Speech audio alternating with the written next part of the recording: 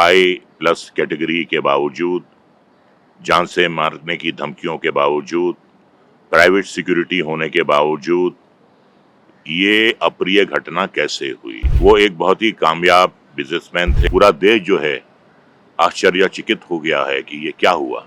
ये बात तो सारे देश की समझ से बाहर है कि वाई प्लस कैटेगरी के बावजूद, जान से मारने की धमकियों के बावजूद, प्राइवेट सिक्योरिटी होने के बावजूद ये अप्रिय घटना कैसे हुई। वो एक बहुत ही कामयाब बिजनेसमैन थे, बहुत ही कामयाब राजनेता थे और बहुत ही लोकप्रिय इंसान थे। मेरे बड़े करीबी दोस्त थे। मेरा उनके यहाँ आना जाना था। वो मेरे यहाँ आते जाते थे, मैं उनके घर जाता था। तो ये जो घटना है, इससे तो पूरा देश जो है आश्चर्यचकित हो गया है कि ये क्या हुआ, ऐसी घटना क्यों हुई। और अब यही कयास लगाया जा रहा है कि फलां ने किया है, धमाके ने किया है। कुछ लोग जो हैं वो इस पे दावा भी कर रहे हैं कि ये हमने करवाया है। कई बार एक फेक न्यूज़ भी आ जाती है, कोई फेक बंदा भी भेज देता है। अभी प्रशासन को चाहिए, पुलिस को चाहिए कि इसकी गहराई तक पहुंचे कि ये किसने करवाया है। पहली बात तो यह कि ये होना नहीं चाहिए था।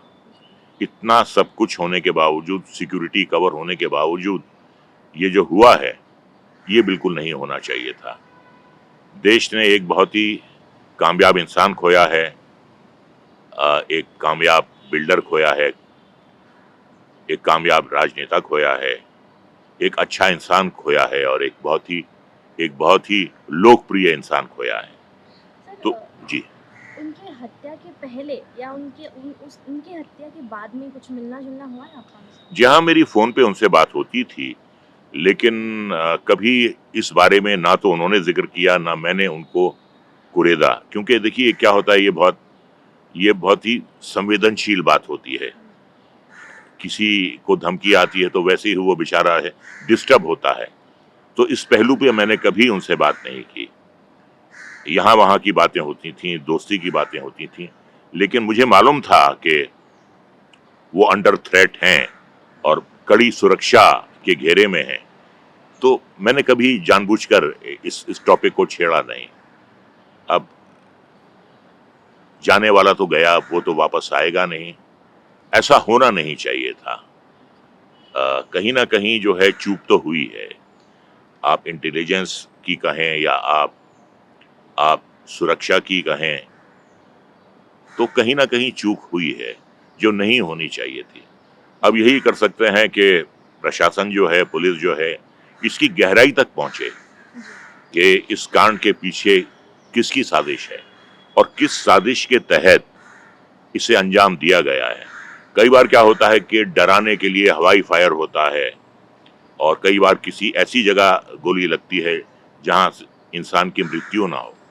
लेकिन इन पर जो हमला हुआ वो बिल्कुल इसी इरादे से हुआ कि इनको जान से मारा जाए। सीने में गोली लगेगी तो इंसान कैसे बचेगा, या पेट में गोली लगेगी तो इंसान कैसे बचेगा। तो ये उम्र भी नहीं थी उनके जाने की। अच्छे सेहतमंद इंसान थे, स्वस्थ थे। अब यही है कि बस लोगों में बड़ा सदमा है, आश्चर्यचकित हैं लोग। तो अब जो पुलिस कार्रवाई कर सकती है, बिल्कुल गहराई में जाकर वो करे और